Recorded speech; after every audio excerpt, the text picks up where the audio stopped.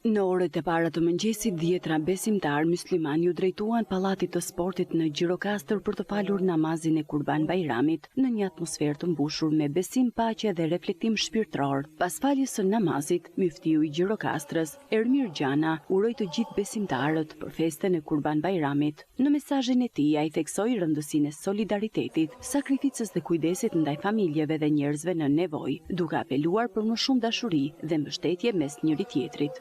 Dua që të përcjell urimet e mia më të përzemërta për një Kurban Bayram sa më të gëzuar, të begat, të bollshëm dhe përgjegjshëm për të gjitha familjet shqiptare. Le të jetë kjo festë një festë e afrimit me Zotin, me krijuesin ton, por nëpërmjet veprave të mira, nëpërmjet solidarizimit, nëpërmjet afrimit me shoqërinë tonë, nëpërmjet të ndarjes së sofrës tonë me ata që kanë më pak mundësi.